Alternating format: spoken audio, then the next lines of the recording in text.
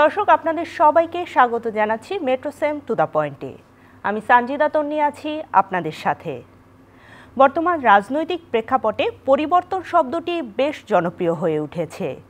অন্তর্বর্তীকালীন সরকার পরিবর্তনের অভিমুখে যাত্রা শুরু করেছে, আর এই সংস্কারের ক্ষেত্রে সংবিধান এবং আইন এবং নির্বাচন এই বিষয়গুলো বেশ জনগণ দৃষ্টি রাখছে। আজ আমরা এই বিষয়গুলো নিয়ে কথা বলবো। বিষয়বস্তু নির্বাচন ও আইন সংস্কার। আমার সঙ্গে স্টুডিওতে আলোচনা করার জন্য আছেন এম রশিদুজ্জামান মিল্লাত, কোষাধ্যক্ষ, বাংলাদেশ জাতীয়তাবাদী দল বিএনপি। আপনি সাবেক সংসদ সদস্য, শুভেচ্ছা এবং স্বাগত আপনাকে। ধন্যবাদ আপনাকে। আমার সঙ্গে আছেন ব্যারিস্টার মিতি সঞ্জানা, আইনজীবী, বাংলাদেশ সুপ্রিম কোর্ট। শুভেচ্ছা এবং স্বাগত আপনাদের দুজনকে। আমরা যেটি বলছিলাম, নির্বাচন এবং আইন সংস্কার নিয়ে অনেক কথা হচ্ছে, অনেকগুলো সংস্কার কমিটি তৈরি হয়েছে। আপনি কি মনে করেন এই পরিস্থিতিতে দেশের কোন কোন আইনগুলো পরিবর্তন করা কিংবা সংশোধন করা দরকার? ধন্যবাদ আপনাকে। প্রথমে আসলে যেটি বলতে চাই সেটা হচ্ছে যে সংস্কার এটি তো আসলে দীর্ঘ এবং চলমান প্রক্রিয়া। খুব দ্রুত কোনো সংস্কারের মাধ্যমে অনেক ভালো কিছু যেমন অ্যাচিভ করা যায় না, ঠিক একইভাবে এটি সবসময় চলমান। আইনের কথাও যদি বলি যে মানুষের কল্যাণে আসলে আইন তৈরি করা হয়, এবং আইন তো আসলে কোনো স্ট্যাটিক কোনো কিছু না, ধ্রুবতারার মতো যে সেটি একেবারে ঠিক সেই একই জায়গায় স্থির থাকবে।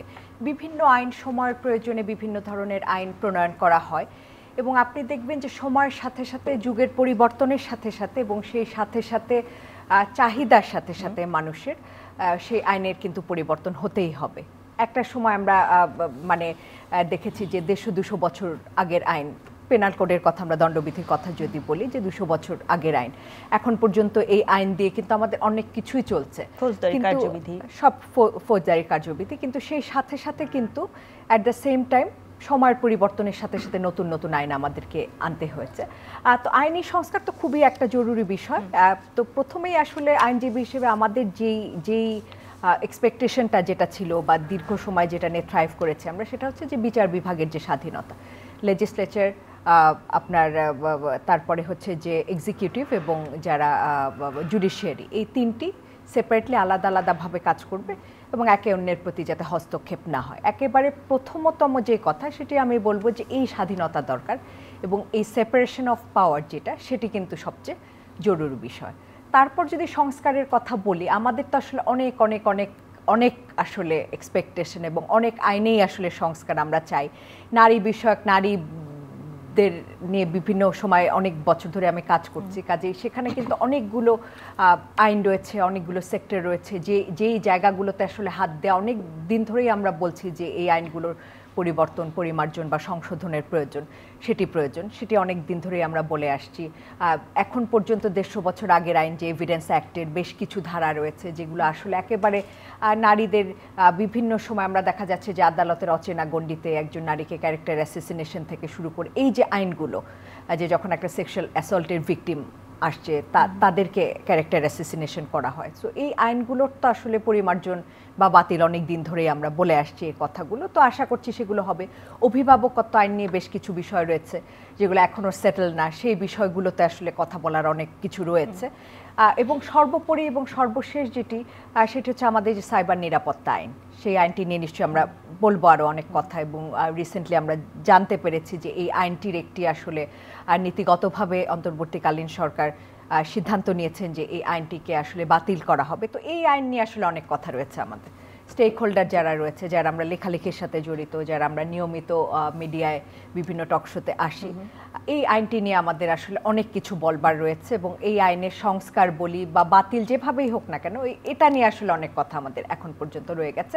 কিন্তু সর্বোপরি আমি মনে করি এই মুহূর্তে জরুরি বিষয় যেটি, আজ আইন শৃঙ্খলা পরিস্থিতি যে ওভারঅল, সেই জিনিসটা আগে তো আমার আসলে যান বাঁচাতে হবে। বিভিন্ন জায়গায় বিচ্ছিন্ন, আমরা একটা তো স্মুথ ট্রানজিশনের মধ্য দিয়ে যাওয়ার কোনো সুযোগ নেই একটা গণ অভ্যুত্থানের পরে। তো তার পরবর্তী যে ইফেক্টটা, তার ফলে যে ইম্প্যাক্টটা দেখা যাচ্ছে যে বিভিন্ন জায়গায় বিভিন্ন সময় নানান ধরনের ঘটনা আমরা দেখতে পাচ্ছি, যে আইন শৃঙ্খলা পরিস্থিতির একটি চরম যে একটা অবনতি, ম্যাজিস্ট্রেসি পাওয়ার দিতে হয়েছে আর্মিকে, অনেক পুলিশটা কাজ করছে না, সব কিছু মিলিয়েই এখানে কিন্তু আসলে আমি মনে করি যে একটা কঠোর হস্তক্ষেপ দরকার এবং এই পরিস্থিতিটা নিয়ন্ত্রণ করা সবচেয়ে বেশি দরকার। আইনের বাইরে যেও বাজার নিয়ন্ত্রণে যদি কোনো ধরনের কোনো আইন, সাধারণ মানুষ তারা যাতে নিত্য দিনের তাদের পণ্য সেগুলো কিনতে পারে, তারা যাতে খেয়ে পড়ে বাঁচতে পারে, এই বিষয়গুলোকেও আমি মনে করি যে ফোকাস করা খুবই প্রয়োজন। অনেকগুলো আইনের কথা আসলো, লম্বা লিস্ট। নির্বাচন কমিশন গঠন করতে হবে, সেরকম একটি কথা বলেছেন অন্তর্বর্তীকালীন সরকার, সেজন্য সার্চ কমিটি গঠন করেছে। এবং এছাড়াও এই যে এতগুলো আইনের পরিবর্তন, এগুলো তো লম্বা সময়ের একটি বিষয়। বিএনপি তো নির্বাচন চাচ্ছে, নির্বাচনের জন্য এক ধরনের চাপ দিচ্ছে। তো আপনারা কি চান এই আইনগুলো নির্বাচনের আগে পরিবর্তন হবে নাকি নির্বাচনের পরে পরিবর্তন হবে? দেখুন, আপনার সংস্কার তো অবশ্যই প্রয়োজন এবং আমার সহ আলোচক যিনি বললেন সংস্কার সত্যিকার অর্থেই প্রয়োজন, কিন্তু এটার অর্থ এই নয় যে সকল সংস্কার একবারই করা যাবে। এত বড় একটা অভ্যুত্থানের পরে আপনার আমরা তো কেন অভ্যুত্থানটা কেন হয়েছে, যে আইনের ব্যত্যয় ছিল, আইনের যে সংস্কারগুলি দরকার ছিল সেগুলি করা হয়নি, এবং আপনার আইসিটি অ্যাক্ট থেকে আরম্ভ করে যে ধরনের কালাকানুনগুলি যুক্ত করা হয়েছিল সংবিধানে, সেগুলি সত্যিকার অর্থেই মানুষ বিরোধী এবং মানুষের মৌলিক অধিকারকে খর্ব করেছিল। সেই কারণেই কিন্তু এই অভ্যুত্থানটা হয়েছে, এবং সেই অভ্যুত্থানটা আজকে থেকে নয়, সেটা আজকে থেকে 17 বছর থেকে এটার টানা হচ্ছে, যাতে করে একটার পর একটা যে অনিয়ম সংবিধানে সংযুক্ত করা এবং সেগুলি বিযুক্তি করার জন্য আমাদের যে আন্দোলন, সেগুলি নিয়েই কিন্তু শেষ পর্যন্ত দেখা গেল যে আমরা বৈষম্য বিরোধী আন্দোলনের মাধ্যমে তাদেরকে ফ্রন্টলাইনে রেখে আমরা সকলে মিলে একসঙ্গে এই অভ্যুত্থানটি ঘটিয়েছি। এর অর্থটা এটি হলো যে যাতে করে যে সমস্ত সংস্কার আসলে দরকার সংবিধানে, সেগুলি প্রয়োজন, এবং এটার অর্থটা হলো যে মানুষের মৌলিক অধিকার যাতে নিশ্চিত থাকে এবং মানুষের যে অনেক দিনের আশা আকাঙ্ক্ষা যে নিজের ভোটটা আমি নিজে দিতে পাচ্ছি না, সেই ভোটের অধিকারটা যাতে করে আমি ফিরে পাই, সেগুলি কিন্তু একদম পুঞ্জীভূত একটা ক্ষোভ, এটার বহিঃপ্রকাশ হিসেবে কিন্তু এই আপনার গণ অভ্যুত্থানটা ঘটেছে। সেখানে আমি মনে করি যে এই সরকার, নতুন সরকার এসে, অন্তর্বর্তীকালীন সরকার এসে তারা চেষ্টা করছেন, আমাদের দল থেকে বিএনপির পক্ষ থেকে আমরা কিন্তু সম্পূর্ণ সমর্থন দিয়েছি তাদেরকে, যে ঠিক আছে আপনারা এই সংস্কারগুলি করেন এবং করে দ্রুততম সময়ে একটা নির্বাচন দিন, যাতে করে মানুষের যে ওই যে পুঞ্জীভূত যে একটা সংস্কারগুলোর কথা বলছেন, শুধুমাত্র নির্বাচন মানুষের যে পুঞ্জীভূত যে একটা ক্ষোভ যে আমার ভোট আমি দিতে পারছি না, সেটার যাতে একটা সুন্দর বহিঃপ্রকাশ ঘটে আপনাদের মাধ্যমে, সেই সংস্কারগুলি আমরা করতে বলছি। সেটার আপনি নিশ্চয়ই কোশ্চেনটা এটাই করছিলেন যে যে কমিশনগুলি হয়েছে, 6টি কমিশন হয়েছে, 6টি কমিশনের মধ্যে আপনার আমি তো মনে করি খুবই ইম্পর্টেন্ট কমিশন যেটা সংবিধানটাকে সংস্কার করা, নির্বাচন কমিশনকে সংস্কার করা এবং বিচার বিভাগের সংস্কার করা। ইতিমধ্যে বিচার বিভাগে কিছু সংস্কার হয়েছে এবং উনি বললেন যে ইতিমধ্যে আপনার আইসিটি অ্যাক্ট বাতিলের সিদ্ধান্ত গৃহীত হয়েছে, সাইবার ক্রাইমের একটা সিদ্ধান্ত হয়েছে। তো এই যে সিদ্ধান্তগুলি, সেগুলিতে বাস্তবায়ন করতে হবে, এবং আমি মনে করি না যে এটা খুব একদম চুলচেরা বিশ্লেষণ করে সমস্ত সংবিধানকে কেটে চেড়ে একেবারে নতুন করে সংবিধান তৈরি করতে হবে, তা নয়। আমি মনে করি যে সংবিধানের যে সমস্ত কালাকানুনগুলি রয়েছে সেগুলি আপাতত বাতিল করে একটি সুন্দর সুপারিশমালা এই অন্তর্বর্তীকালীন সরকার যদি পরবর্তী সরকারের জন্য, নির্বাচিত সরকারের জন্য রেখে দেন, তাহলে তারা সেটা করবেন। সেটা একটা কনসেনসাসের মধ্যে আসা যেতে পারে যে সবাই মিলে একসঙ্গে, সব দল মিলে একসঙ্গে এই অন্তর্বর্তীকালীন সরকারের সাথে আলোচনা করে যে আমরা এই বেসিক সংস্কারগুলি করে দিলাম, নির্বাচন আমরা দিলাম, এই নির্বাচনের মাধ্যমে আপনারা যে সংসদ গঠন করবেন, সেই সংসদে এই আইনগুলি পাশ করবেন, যাতে করে সকলের মৌলিক অধিকারগুলি এবং সকলের চাওয়া পাওয়াগুলি পূর্ণ হয়।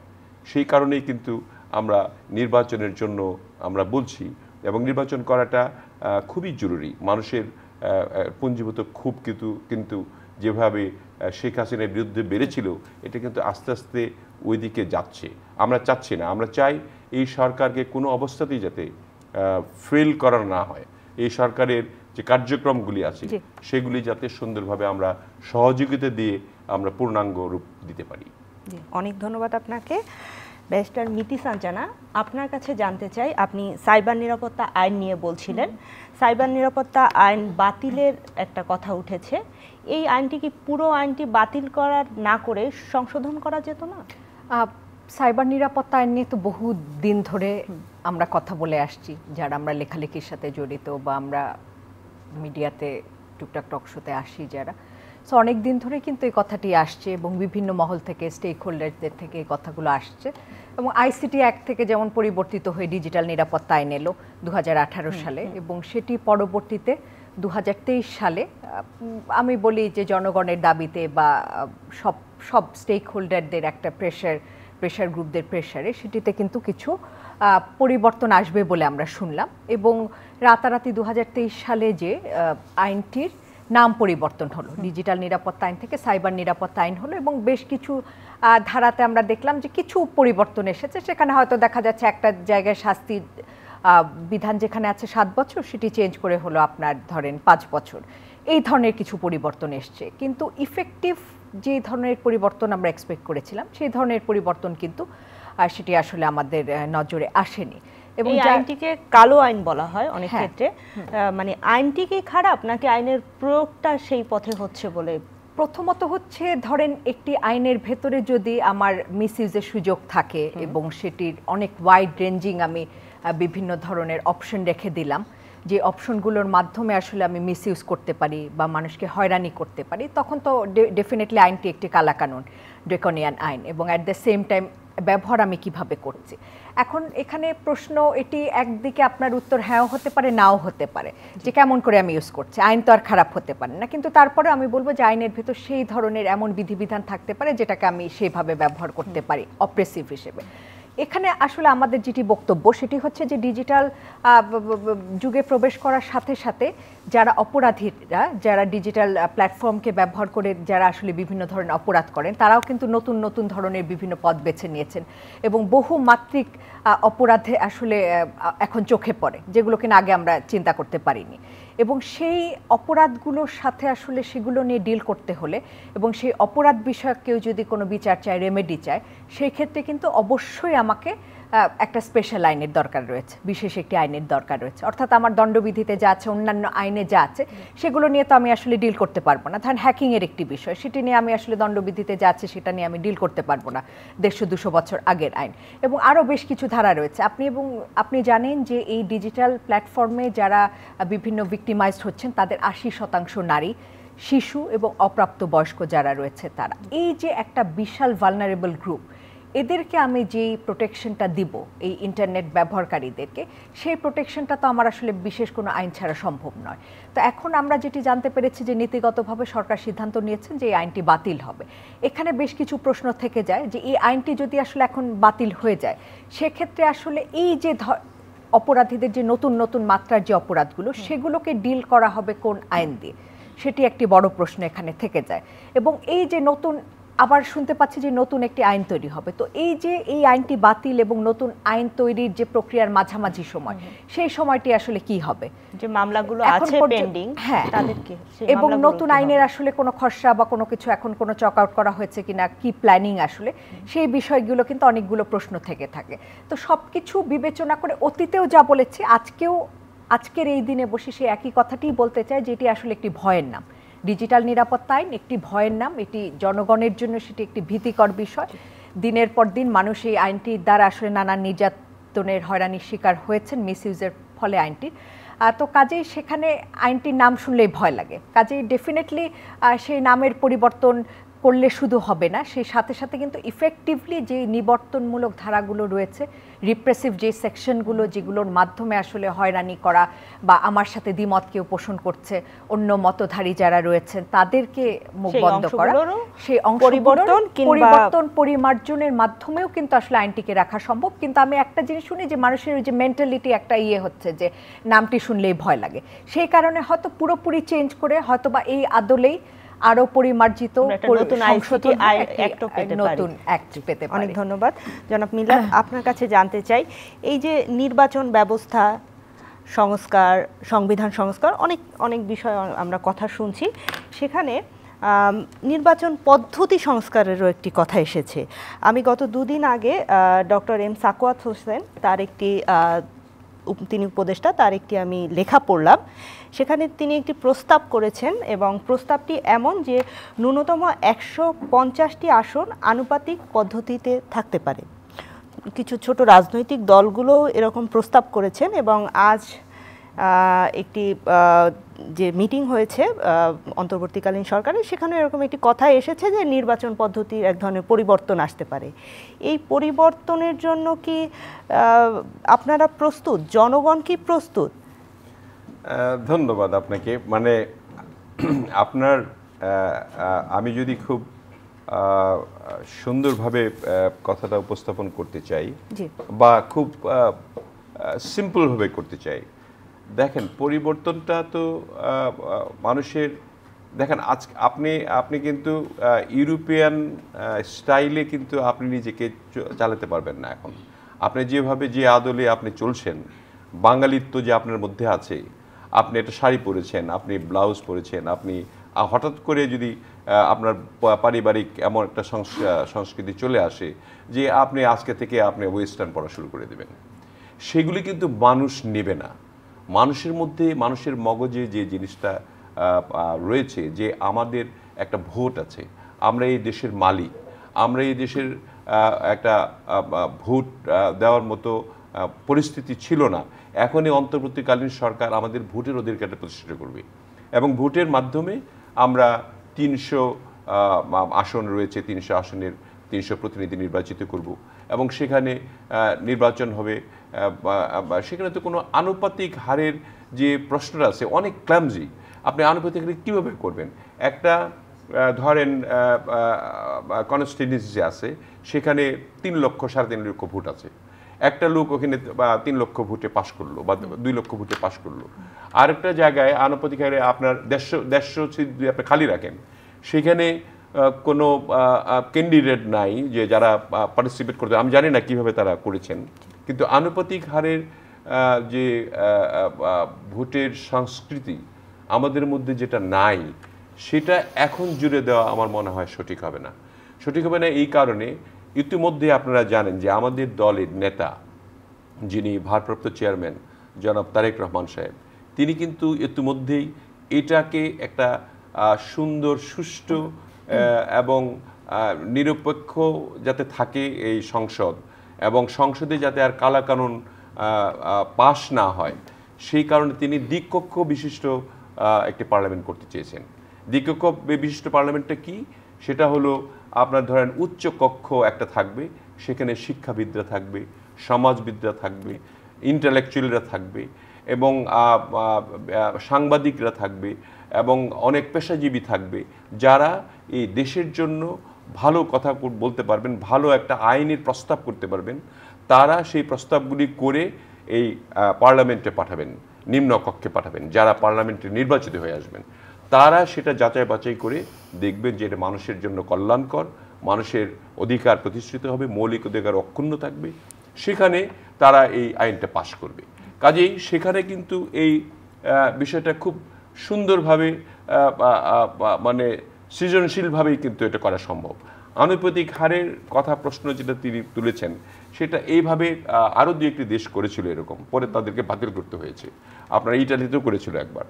আনুপাতিক হারে এটা কোনোদিনও, ধরেন আপনি 42% ভোট পেয়েছেন, আরেকজন 20% ভোট পেয়েছে আরেকজন, তাহলে তো এই যে পতিত সরকার, আপনার তো ওদেরকেও আরও যে আওয়ামী লীগ নির্বাচনে আসে, তো ওরা তো একটাও পাস করতে পারবে না।